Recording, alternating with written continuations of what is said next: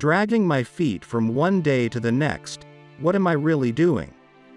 This one question is unavoidable in the life of every reasonable person. Call it an existential crisis, a midlife crisis, or whatever you like. If you have lived your life by the book and did all that you could to help others and yourself, this phase is inevitable. Every sane person, at some point in their life, is plagued by a persistent feeling of emptiness. Everything is there but nothing is, you feel. There is no real reason to be unhappy, and yet happiness is nowhere to be found. I have wealth, family, freedom, and status. I should be happy, you think. But life still kind of feels pointless. As if the more we acquire, the emptier we feel. Not every rich man feels empty, and not every poor man feels fulfilled though. Not all the time anyway. Happiness is a flirtatious partner. You can't bet on its loyalty or stability. Often we think happiness exists in my dreamland, a place where everything, and everyone, will move according to me. And since life will function the way I want, I won't have to deal with feelings of inadequacy, jealousy, anger, and so on. This is a lofty and ignorant view. A life devoid of challenges and conflict is not necessarily a happy life. In fact, it is immensely boring and will eventually lead to intense sadness and a big void. Our struggles teach us, they shape us. Quoting Drive. Viktor Frankl, whose philosophy bears significant and direct influence on my views shared in this post. What man actually needs is not a tensionless state, but rather the striving and struggling for a worthwhile goal, a freely chosen task. What he needs is not the discharge of tension at any cost, but the call of a potential meaning waiting to be fulfilled by him. As we see, a human being is not one in pursuit of happiness, but rather in search of a reason to become happy. Last but not least, through actualizing the potential meaning inherent and dormant in a given situation. I think Dr. Frankl nailed it. We must have a reason to be happy.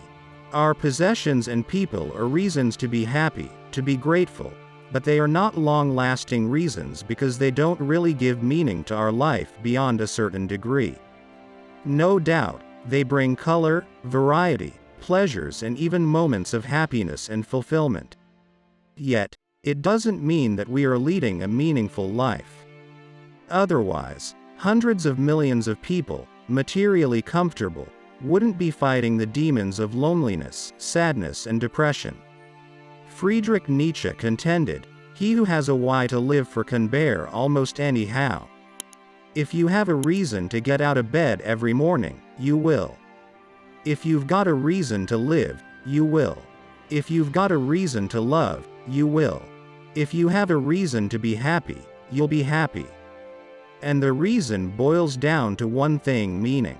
If your life has meaning, if your relationships have meaning, you'll be fulfilled naturally. Meaning is the only light that dispels the darkness of emptiness. And there are 3 ways to find meaning in your life.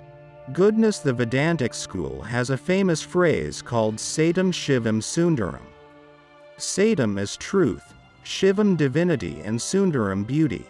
The moment you learn the art of seeing and appreciating the goodness in your life, you start to see the truth in its ways. You begin to see the divinity in everything life puts you through. You are inspired by the beauty of it all.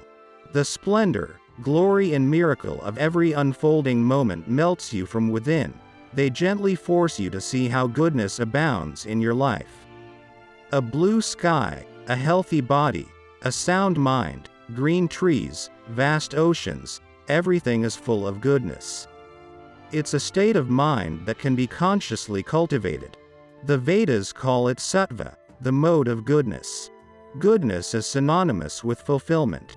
A sattvic mind, that is, a mind full of goodness, is a tranquil mind. So, one way is to fill your mind with good thoughts. Or, make an effort to see the truth, divinity, or beauty that exists in the present moment. Your life then takes on a whole new meaning. Service, the second way, is to passionately give yourself to a cause. Devoting your body, mind and soul to serve a cause leads to a phenomenal expansion of individual consciousness. You will still have your down moments with everything else going around you, but you won't feel your life is pointless. As soon as you take up a cause, you grow out of your limited and individual existence and step into a much larger playing field. The baby bird has jumped out of the nest hoping to fly. It won't fall flat on the ground. Precisely at the right moment, this bird will know how to flutter its wings. Nature will not let it die. Giving yourself to a cause forces you to reach the optimum level of your potential. The Vedas call it rajas, the mode of passion. You are full of energy when rajasic and can't wait to get to work because your cause has given your life meaning. Your cause breathes a new life into you, awakening the spirit of service, transforming your negative emotions into a usable form of energy. Suffering, by suffering I don't mean that something terrible must happen in your life. Instead, anything that shakes us out of our illusions is suffering. Such incidents and experiences, while disconcerting, push us out of our comfort zone. They make us humble and more open to other perspectives. They impel us to reflect on our lives, our choices and our actions. You realize that all that you took for granted at one stage was actually a blessing. In this newfound wisdom and humility, you begin to look at life differently. The Vedic term is tamas, the mode of ignorance. Ignorance leads to suffering. Yes, it's 100% true. For suffering is not what happens to us but how we interpret it. An ignorant person can't handle his or her loss in the same graceful manner an enlightened person would, for example. In my view, ignorance is the chief cause of individual suffering, and suffering is the seed of meaning. For Buddha too, it was the sight of suffering that melted him enough to quit royalty, don robes and embark on his journey. A young man tells his mother he has fallen in love with a girl and wants to marry her. Just for fun, Mom, he says, I'll bring over 3 girls and you'll have to try and guess which one I'll be marrying. And the next day, 3 beautiful women are sitting in front of his mother. Can you guess who will be my wife? The son asks, bubbling with excitement. The one on the right, she replies in a blink. Oh my God, you're amazing. How do you know? 'Cause, she says nonchalantly, I don't like her. We don't have to dislike something just because life is giving it to us. At times, playing a spectator, a non-judgmental witness is all it takes to understand what direction we should take.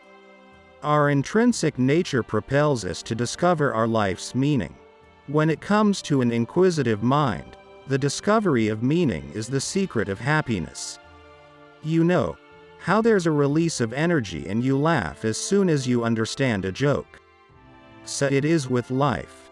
You are set free the moment you get a grip on its meaning. Different things are meant differently to different people. It's a personal affair. When you remain oblivious to the goodness, beauty and divinity in your life, or if you don't selflessly devote a portion of your time to a cause, life is then forced to hand you the third perspective, suffering. It may come as acute boredom, deep sadness, severe depression, or a wake-up call in the form of great personal loss. Whether you want to go with the first, second, or third option, the choice is yours. Himalayan lotuses don't grow in freshwater ponds, they blossom in marshes. Emptiness or unhappiness is not a dysfunction of life. It's not a malfunction of your mind. It simply means that life is telling you to reflect on yourself and your actions. It's asking you that you no longer neglect your calling or that you find one. The seed of fragrance is the very basis of your existence. When stagnation arrives, the lotus of transformation is ready to bloom. All you have to do is not oppose it. Go with the flow and see where life takes you. Let the seed sprout.